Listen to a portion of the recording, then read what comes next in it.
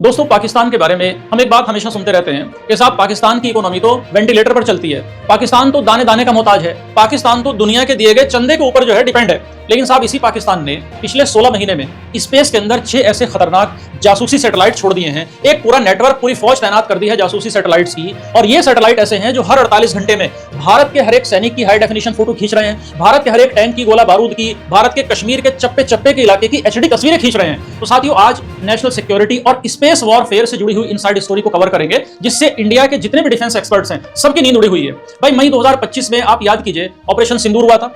और उस ऑपरेशन सिंदूर के बाद जब बॉर्डर पर गोला बारूद चलना बंद हो गया, तोपें एकदम साइलेंट हो गई, तो भारत को लगा कि साहब खतरा तो टल गया है। लेकिन साथियों, हकीकत में खतरा टला नहीं, बल्कि पाकिस्तान ने अपनी तमाम स्ट्रेटेजी में बदलाव कर दिया। द प्रिंट की एक रिपोर्ट है अभी 2 दिन पुरानी, और ये द प्रिंट की रिपोर्ट इंटरनेशनल स्पेस एजेंसियों की इन्वेस्टिगेशन के ऊपर बेस्ड है। ये रिपोर्ट ये बताती है कि जनवरी 2025 से लेकर और आज जून 26 के बीच पाकिस्तान ने एक के बाद एक 6 अर्थ ऑब्जर्वेशन सैटेलाइट लॉन्च कर दिए हैं स्पेस के अंदर।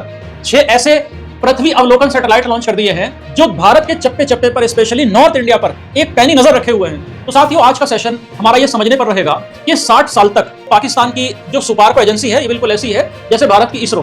पहले तो ये कहां कछुए की और चींटी की तरह रेंगती रहती थी, लेकिन अब ये सुपार्को इतनी तेजी से दौड़ रही है, इसे कौन सा ऐसा इंजेक्शन लग गया कि ये ओलंपिक के धावक की तरह दौड़ने लगी। और फिर ये भी चर्चा करेंगे दोस्तों कि हाइपर स्पेक्ट्रल इमेजिंग टेक्निक क्या होती है जो कैमोफ्लेज के पीछे छिपे इंडियन टैंकों को, इंडिया के तमाम गोला बारूद को, मिलिट्री इंस्टॉलेशन को पहचान लेती है। कैमोफ्लेज मतलब छलावरण। साथियों, मिलिट्री की आप सुनते पढ़ते आए होंगे, ऐसी टेक्निक होती है जिसमें दुश्मन से बचाने के लिए उनको ऐसे नेचुरल कलर से कवर कर दिया जाता है मिलिट्री हथियारों को, इंस्टॉलेशंस को, कि ऊपर से वो किसी को नजर नहीं आता। तो इसको भी पहचान लेती है ये कौन सी टेक्निक है हाइपर स्पेक्ट्रल वाली। और किस तरह से पाकिस्तान ने अपना जो सैटेलाइट छोड़ा है PRSC-E03 नाम का, इसको एक अजीबोगरीब इन्होंने 38 डिग्री के ऑर्बिट में डाला है। ये बड़े आश्चर्य की बात है। और 38 डिग्री में डालकर इस सैटेलाइट को सिर्फ और सिर्फ पाकिस्तान ने जासूसी पर लगाया है साहब, नॉर्थ इंडिया की जासूसी करने पर, और खास तौर से कश्मीर की जासूसी पर लगा दिया है इस अपने PRSC-E03 सैटेलाइट को। और सबसे बड़ा क्वेश्चन साथियों ये कि क्या इस तमाम खेल के पीछे चाइना का माइंड है या कहीं पाकिस्तान की अपनी मेहनत है? और क्या भारत ये जो आसमानी जासूस भारत के ऊपर तैनात किए हैं, भारत इन जासूसों को ब्लाइंड करने के लिए क्या कर रहा है? भारत कौन सा 52 सैटेलाइट का मास्टर प्लान तैयार कर रहा है? ये कौन सा प्लान है जिसे भारत लेकर आया है? साथियों, आप ये पढ़ते सुनते होंगे कि आज की डेट में दुनिया में जितनी भी जंगें होती हैं, जितने भी वॉर्स होते हैं, अब सिर्फ धरती पर नहीं लड़े जाते, बल्कि युद्ध का नया अखाड़ा अब बन गया है स्पेस, अंतरिक्ष। अंतरिक्ष अब आधुनिक युद्ध का दोस्तों नया मैदान है। अब जमीन पर गोला बारूद तो चलता है बाद में, बल्कि हार जीत तय हो जाती है ऊपर बैठी हुई, ऊपर से मिल रही दुश्मन देश की इंफॉर्मेशन से। तो साथियों, इन तमाम बातों को और इन तमाम चीजों को समझने के लिए हमें पाकिस्तान की जो सुपार्को एजेंसी है ना, जिसके बारे में मैंने आपको भी बताया कि भारत की इसरो की तरह की एजेंसी है, इसकी हिस्ट्री को देखना पड़ेगा। आपको जानकर दोस्तों आश्चर्य होगा कि भारत की इसरो तो बनी थी 1969 में, लेकिन ये सुपार्को एजेंसी बन गई थी भारत की इसरो से भी 8 साल पहले। और इतना पहले बनने के बावजूद भी इस एजेंसी ने 1961 से लेकर और 2024 के 63 सालों में पाकिस्तान सिर्फ 9 सैटेलाइट ही स्पेस में भेज पाया सुपार्को के जरिए। यानी इसकी जो रफ्तार थी ना काम करने की, वो एक कछुए और चींटी से भी धीमी थी। लेकिन फिर अचानक जनवरी 2025 से लेकर भाई आज तक ऐसा क्या हो गया कि सिर्फ 16 महीनों में इन सुपार्को वालों ने 6 एडवांस सैटेलाइट लॉन्च कर दिए। हम अगर इस तमाम लॉजिक को समझें तो एक सिंपल एग्जांपल से दोस्तों हम ऐसे समझ सकते हैं कि अगर कोई बंदा भाई जन्म से चल नहीं सकता और वो अचानक सुबह उठकर ओलंपिक के उसेन बोल्ट के धावक को हरा दे, तो इसका सीधा तो मतलब यही हुआ ना कि भाई उसके अंदर या तो भी मशीन फिट कर दी गई है या उसको फिर हाई डोज वाला कोई ड्रग वाला इंजेक्शन उसे लगा दिया गया है। तो साथियों, पाकिस्तान के साथ भी बिल्कुल यही हुआ है। भाई अगर हम टाइमलाइन देखें ना इन तमाम सैटेलाइट्स की, तो 14 जनवरी 2025 को स्पेस एक्स के रॉकेट से POSET-1 नाम की ये सैटेलाइट साहब लॉन्च की गई इस रॉकेट का इस्तेमाल करके। फिर दूसरा, इसके थोड़े समय बाद ही यानी 14 जनवरी 25 को ये हुआ, इसके 2 दिन बाद ही 17 जनवरी को चाइना के लॉन्ग मार्च 2D रॉकेट से PRSC-E01 सैटेलाइट लॉन्च कर दी गई। फिर 31 जुलाई को यानी इसके चंद महीने बाद ही 31 जुलाई 25 को चीन की मदद से PRSS-2 नाम की ये सैटेलाइट लॉन्च कर दी पाकिस्तान ने। और 19 अक्टूबर 2025 को तो साहब पाकिस्तान ने एक बहुत बड़ा गेम चेंजर वाली सैटेलाइट लॉन्च कर दी जिसका नाम है HS-1। ये हाइपर स्पेक्ट्रल सैटेलाइट है। भारत अभी इसको सफल नहीं बना पाया, लेकिन पाकिस्तान ने साथ ही इसको लॉन्च कर दिया। हम इसके बारे में भी चर्चा करेंगे। इसके बाद फरवरी 26 में PRSC-E02 एडवांस जासूसी के लिए, और अप्रैल में कश्मीर स्पेशल जासूस लगाया इसने पाकिस्तान ने सैटेलाइट लॉन्च की PRSC-E03। जिस स्पेस एजेंसी पाकिस्तान वाली भाई, जिसे अपना एक सैटेलाइट बनाने में 10 साल लगते थे साथियों, वो औसतन हर 2.5 महीने में एक सैटेलाइट लॉन्च कर रही है। और इसकी जो सैटेलाइट लॉन्च करने की स्पीड है ना, ये भारत के बराबर है या यूरोपियन स्पेस एजेंसी ESA के बराबर है। और ये कोई इत्तेफाक नहीं है, बल्कि ऑपरेशन सिंदूर के बाद ये भारत को घेरने की एक बड़ी सोची समझी मिलिट्री वाली तैयारी है। पाकिस्तान दोस्तों दुनिया के सामने ये दावा कर रहा है कि जितने भी सैटेलाइट हमने छोड़े हैं ये साहब सिविलियन इस्तेमाल के लिए हैं, जैसे खेती बाड़ी के लिए या बाढ़ से बचाने के लिए या मौसम का हाल जानने के लिए। लेकिन स्पेस स्ट्रेटजी एक्सपर्ट्स की साफ वार्निंग है कि जो कैमरा खेती में फसलों की निगरानी कर सकता है, वही कैमरा बॉर्डर पर मिलिट्री छावनी, जितने मिलिट्री कैंट हैं, उनकी सर्विलांस भी कर सकता है। तो साहब ये जितने भी 6 सैटेलाइट पाकिस्तान ने छोड़े, इनमें सबसे डरावना है साथियों 19 अक्टूबर को छोड़ा गया, ये 19 अक्टूबर 2025 को छोड़ा गया ये HS-1 सैटेलाइट। ये बड़ा गेम चेंजर है पाकिस्तान के लिए। ये hyper spectral earth observation satellite है। इसे समझने के लिए साथियों सिंपल उदाहरण से आप ऐसे समझ लीजिए कि मान लीजिए आप अपने मोबाइल से जो फोटो खींचते हो वो एक नॉर्मल कैमरा है। 9वीं 10वीं में साइंस पढ़ने वाले आप में से जानते होंगे कि 3 रंगों के ऊपर कैमरा चलता है, रेड, ब्लू और ग्रीन। लेकिन एक हाइपर स्पेक्ट्रल कैमरा एक सुपर डिटेक्टिव की तरह काम करता है। ये उन सैकड़ों रंगों को, उन सैकड़ों तरंगों को देख सकता है जिन्हें ह्यूमन आई नहीं देख सकती, जिन्हें इंसानी आंख नहीं देख सकती। अब इसका सेना में क्या इस्तेमाल है?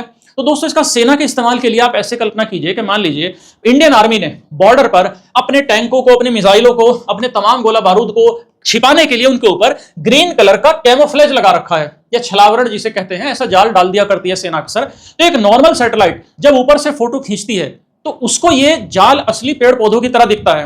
लेकिन जो HS-1 सैटेलाइट है ना पाकिस्तान की, जो पाकिस्तान ने छोड़ी है, वो असली पेड़ के पत्तों की केमिकल बनावट में और जो प्लास्टिक वाले कपड़े हैं या जाल है उसकी बनावट में तुरंत डिफरेंस कैच कर लेता है। तो वो जो सैटेलाइट है साथियों, वो सिर्फ तस्वीर नहीं खींचता बल्कि जमीन पर मौजूद हर चीज का फिंगरप्रिंट पढ़ लेता है वो सैटेलाइट। इसका मतलब ये हुआ कि इंडियन आर्मी अब अपने हथियारों को पुरानी टेक्निक से छिपा नहीं पाएगी। साथियों दुनिया भर के जासूसी जितने भी सैटेलाइट्स होते हैं आमतौर पर वो सन सिंक्रोनस ऑर्बिट पे छोड़े जाते हैं। सन सिंक्रोनस ऑर्बिट मतलब जिसे नॉर्मली SSO कहते हैं। अब ये SSO क्या होता है? देखो जो अर्थ होती है ना हमारी, इसका नॉर्थ पोल और जो साउथ पोल है इस तक घूमने वाली एक ऐसी ऑर्बिट होती है जो 97 डिग्री से लेकर और 105 डिग्री तक का झुकाव होता है इसका। और ये सूरज के साथ सैटेलाइट तालमेल बैठाकर चलती है, मतलब जहां जहां सूरज घूमकर जाता रहेगा ये सैटेलाइट भी वहीं वहीं जाती रहेगी, ताकि हमेशा इसको एक जैसी रोशनी मिलती रहे सैटेलाइट को। इस तरह से चलती है ताकि पूरी दुनिया की जासूसी ये कर पाए। लेकिन अमेरिका की एक फेमस स्पेस एनालिटिक्स कंपनी है कॉमस्कोप, उसने एक जबरदस्त खुलासा किया। उन्होंने बताया कि पाकिस्तान का वो जो छठा सैटेलाइट है ना PRSC-E03 जो उन्होंने अप्रैल 26 में लॉन्च किया, वो नॉर्मल ऑर्बिट में नहीं है। पाकिस्तान ने इस सैटेलाइट को 38 डिग्री के इंक्लिनेशन पर डाला है, यानी जो इंक्लिनेड ऑर्बिट है वो 38 डिग्री का है। इसका क्या मतलब हुआ? तो देखो इसका सिंपल आप ये समझिए कि दोस्तों मान लो अगर एक कोई सिक्योरिटी गार्ड है और इसकी ड्यूटी पूरे शहर का चक्कर काटने की है, और वो दिन में आपके मोहल्ले में जब पूरे शहर का चक्कर काटेगा तो आपके मोहल्ले का नंबर सिर्फ एक बार आएगा। तो ये तो हुआ साथियों SSO ऑर्बिट। लेकिन अगर उस गार्ड से कह दिया जाए कि भैया तुम्हें पूरा शहर नहीं देखना, तुम्हारी ड्यूटी सिर्फ गली नंबर 20 से लेकर गली नंबर 25 के बीच है, तुम यही बार बार चक्कर काटोगे, साथियों यही है 38 डिग्री का ऑर्बिट, इसी को 38 डिग्री ऑर्बिट कहते हैं। और पाकिस्तान ने जो PRSC-E03 नाम की ये सैटेलाइट लॉन्च की है ना, इसको पूरी दुनिया को देखने के लिए नहीं बनाया पाकिस्तान ने, बल्कि 38 डिग्री के इस झुकाव को इन्होंने ऐसा एंगल दिया है कि ये सैटेलाइट सिर्फ 20 डिग्री से लेकर और 40 डिग्री नॉर्थ लैटिट्यूड के बीच ही घूमेगी। ये सिर्फ यहां घूमेगी, सारी दुनिया में नहीं घूमेगी, सारी दुनिया से इसे कोई मतलब नहीं है, ऐसा बनाया इन्होंने। तो अगर हम मैप देखेंगे तो ये 20 डिग्री से साथियों 40 डिग्री के बीच का जो हिस्सा है ना, ये सीधे तौर पर इसमें पाकिस्तान आता है, इसमें नॉर्थ इंडिया आता है और स्पेशली इसमें सारा का सारा जम्मू कश्मीर आता है। तो ग्लोबल कवरेज की बलि दे दी पाकिस्तान ने कि हमें ग्लोबल कवरेज हमें चाहिए ही नहीं, हमें तो सिर्फ ये इलाका चाहिए। और इस सैटेलाइट को इस तरीके से सेट किया पाकिस्तान ने कि ये सैटेलाइट हर दिन कई बार सिर्फ और सिर्फ कश्मीर के ऊपर से गुजरेगी, नॉर्थ इंडिया के ऊपर से गुजरेगी। मतलब पाकिस्तान अब हर 48 घंटे या 48 से भी कम टाइम के पीरियड में भारत की तमाम मिलिट्री मूवमेंट को अपनी स्क्रीन पर देख रहा है, भारत की नेवल तमाम शिप्स की मूवमेंट को अपने स्क्रीन पर देख रहा है, और भारत के एयरबेस का पूरा फ्रेश डेटा अपनी स्क्रीन पर देख पा रहा है। अब सबसे बड़ा क्वेश्चन साथियों उठता है कि भाई जिस पाकिस्तान की इकोनॉमी इतनी खराब हालत में है, जिस पाकिस्तान को कहा जाता है कि दाने दाने का मोहताज है, ये तो दुनिया के चंदे पर, दुनिया की आर्थिक मदद पर पाकिस्तान पलता है, तो क्या पाकिस्तान ये सब अकेले कर रहा है? तो साथियों उसका जवाब है ऐसा नहीं है। इस सारे खेल का असली मास्टरमाइंड चाइना है। पाकिस्तान ने ये जो 6 सैटेलाइट छोड़े हैं ना, इसमें 5 सैटेलाइट डायरेक्टली चाइना के लॉन्ग मार्च रॉकेटों से और चाइना की टेक्नोलॉजी से स्पेस में भेजे गए हैं। लेकिन चाइना ऐसा कर क्यों रहा है? भाई चाइना को इससे क्या मिलेगा? तो दोस्तों इसे डिप्लोमेसी की लैंग्वेज में प्लॉजिबल डिनायबिलिटी कहते हैं। कूटनीति की भाषा में प्लॉजिबल डिनायबिलिटी कहा जाता है इसको, मतलब साफ मुकर जाने की कला। भाई हाल ही में आप देखिए कि वेस्ट एशिया में ये वॉर हुआ, ईरान अमेरिका का टकराव हुआ, अभी भी चल रहा है। तो अमेरिका की प्राइवेट कंपनी प्लैनेट लैब्स ने अमेरिकी सरकार के कहने पर ईरान को तस्वीरें देना बंद कर दिया था। तो मतलब आप समझिए कि स्पेस वॉर कितना बड़ा रोल निभा रहा है इस समय दुनिया के युद्धों में। तो इससे सबक लेते हुए चाइना ने पाकिस्तान को अब सिर्फ सर्विस नहीं दी, बल्कि अपना पूरा सिस्टम, पूरा तामझाम, अपनी गाड़ी की पूरी चाबी दे दी, पूरा कागज ही दे दिया उसको, सारा सिस्टम पकड़ा दिया चाइना ने पाकिस्तान को। और चाइना का क्या लॉजिक है? अब चाइना इसके पीछे देखो ये कहता है कि हम तस्वीरें नहीं दे रहे, हमने तो बस अपने सैटेलाइट भेज दिए हैं। अब पाकिस्तान उससे क्या करता है, जासूसी करता है नहीं करता, इससे हमारा क्या लेना देना। प्लॉजिबल डिनायबिलिटी में आ गया, मतलब मुकर गया एकदम, जबकि चाइना को पता है बहुत अच्छे से कि ये क्यों दिया और पाकिस्तान इसका क्या करेगा। लेकिन दोस्तों इंडिया की जितनी भी इंटेलिजेंस एजेंसियां हैं वो बहुत अच्छे से जानती हैं कि चाइना जो कह रहा है ना कि भाई मुझे क्या पता, चाइना जो इतना इनोसेंट बन रहा है, ये सच्चाई नहीं है। इसरो के तमाम साइंटिस्ट भी इस बात को जानते हैं और मानते भी हैं कि चाइना और पाकिस्तान के बीच ये जो रियल टाइम इंटेलिजेंस शेयरिंग हो रही है ना, ये जो एग्रीमेंट हुआ है, भाई ये एक एग्रीमेंट है दोनों के बीच में जासूसी के लिए। और चाइना के पास अपना खुद का एक याओगन नाम का दोस्तों खतरनाक मिलिट्री सैटेलाइट नेटवर्क है।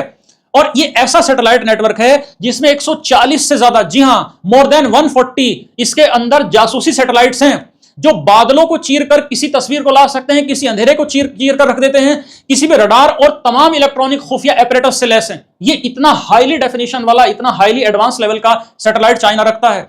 भारत का जो Manohar Parrikar defence research institute है और जो भारत के तमाम एनालिटिकल इंस्टीट्यूट है, सबकी ये रिपोर्ट है कि चाइना ने जो अपना नेविगेशन सिस्टम है ना चाइना का, जिसे बेइडू कहते हैं, देखिए इस तरह से है, ये अर्थ है और इस तरह से अर्थ को बींद रखा है चाइना ने चारों तरफ से, यह कहिए कि बांध रखा है। तो इस तमाम बेइडू का पूरा मिलिट्री एक्सेस चाइना ने पाकिस्तान को दे रखा है। मतलब पाकिस्तान अब अपनी अमेरिकन जीपीएस पर डिपेंड नहीं है। और ऑपरेशन सिंदूर के दौरान भी पाकिस्तान ने चाइना के रडार और सैटेलाइट की मदद से ही इंडियन आर्मी की लोकेशंस को ट्रैक किया था। और इसरो मान रहा है कि आज की डेट में चाइना के सैटेलाइट भारत की जमीन को खुद भारत से भी ज्यादा घूर रहे हैं। भारत का एक एक इंच धरती का टुकड़ा इस समय चाइनीज की निगरानी में है। तो साथियों जब दुश्मन स्पेस से नजर रख रहा हो तो जमीन पर कोई कितनी दीवारें बना ले, कोई कितनी छतें डाल ले, बच नहीं सकता। लेकिन देखो चिंता की बात यह है, अफसोस की बात यह है साथियों कि पिछले कुछ टाइम से ना भारत के जितने भी इंपॉर्टेंट मिलिट्री स्पेस मिशन रहे हैं वो लगभग फेल रहे हैं। भाई जनवरी 26 की अगर हम बात करें तो जनवरी 26 में भारत ने अपना EOS-N1 जो अन्वेषण नाम का मिशन था, ये भारत का फेल हुआ। और ये DRDO का बनाया हुआ 150 किलो का हाइपर स्पेक्ट्रल सैटेलाइट था। मतलब इसको ठीक उसी काम के लिए बनाया गया था जो पाकिस्तान ने HS-1 नाम का बनाया है, मतलब दुश्मन के कैमोफ्लाज को पकड़ना, दुश्मन के छलावरण को पकड़ना। फिर मई 2025 में EOS-09 नाम का जो मिशन था भारत का, RISAT-1B नाम का, ये खराब मौसम और बादलों को पार देखने में सक्षम था, ये भी सही कक्षा में नहीं पहुंचा, ये फेल किया। इसके अलावा भारत का जो नेविगेशन सिस्टम है ना NAVIC, ये जो NAVIC था इसको भी झटके लगे, ये भी पूरी तरह कामयाब नहीं हुआ। तो कुछ डिफेंस एक्सपर्ट्स ये मान रहे हैं कि इसरो का जो ध्यान है ना, जो तमाम रिसोर्सेज हैं, वो चंद्रयान जैसे हाई प्रोफाइल मामलों पर वेस्ट हो रहे हैं। वहां ऐसे मिशन पर इतना ज्यादा फोकस कर दिया इसरो ने कि जो देश का मिलिट्री और टेक्टिकल स्पेस रेस है ना, उसमें भारत थोड़ा सा धीमा पड़ गया है, थोड़ा सा पीछे हट गया है। लेकिन अब आकर के देखिए भारत ने अपनी नींद तोड़ी है। भारत अब खामोशी से बाहर निकला है। भारत सरकार ने दुश्मन की आंखों को ब्लाइंड करने के लिए और अपनी आंखें खोलने के लिए एक SBS फेज 3 नाम का प्रोग्राम लेकर आया भारत। और इस SBS फेज 3 प्रोग्राम को ग्रीन सिग्नल दिखाया भारत ने। इसके तहत देखो दोस्तों भारत करेगा क्या कि 2029 तक भारत 52 ऐसे जासूसी सैटेलाइट्स का एक कॉन्स्टिलेशन तैयार कर रहा है, एक महाजाल तैयार कर रहा है। ऐसा जाल बिछाने जा रहा है जिसमें लो अर्थ ऑर्बिट भी शामिल होगा और जियो स्टेशनरी ऑर्बिट, दोनों तरह के सैटेलाइट इसके अंदर शामिल होंगे। दोस्तों जब कोई जंग छिड़ती है तो सही टाइम पर सही इंफॉर्मेशन ही जीत तय करती है। तो भारत को ये बात समझनी पड़ेगी कि भारत सिर्फ कमर्शियल सैटेलाइट पर, चंद्रयान टाइप मिशन पर डिपेंड नहीं रह सकता। भाई अंतरिक्ष में अगर जासूसी रोकनी है तो उसका सिर्फ एक ही तरीका है, अपनी जासूसी की ताकत को दुश्मन से 10 गुना ज्यादा बड़ा करना पड़ेगा। तो साथियों, इस पूरे स्पेस डिफेंस एनालिसिस का अगर हम कुल कंक्लूड करें तो युद्ध का मैदान अब जमीन या पानी तक लिमिटेड नहीं है, बल्कि अंतरिक्ष अब एक नई रणभूमि बन गई है, जहां पाकिस्तान चाइना की पीठ पर बैठकर भारत को चैलेंज कर रहा है। और 16 महीने में जो 6 सैटेलाइट और 38 डिग्री का स्पेशल कश्मीर ऑर्बिट इन्होंने डाला है, ये भारत के लिए नींद से उठाने वाली एक कॉल है, एक अलार्म है। भारत का चंद्रयान मिशन, जो सूर्य मिशन है, ठीक है, बढ़िया है, अच्छा है, लेकिन जब दुश्मन दरवाजे पर हो तो आसमान में एक मजबूत तीसरी आंख की भी तो ज्यादा जरूरत पड़ती है। तो तमाम साथियों विश्लेषण रहा, इसके बेस पर आप ये बताइए भाई, आपको क्या लगता है, क्या इसरो चांद और मंगल ग्रह के जो मिशन चला रहा है इसरो, क्या इनको कुछ टाइम के लिए धीमा करके अपना 100% फोकस सिर्फ और सिर्फ इंडियन आर्मी के लिए, मिलिट्री के लिए और जासूसी सैटेलाइट बनाने पर कर दे इसरो? इसको कर देना चाहिए।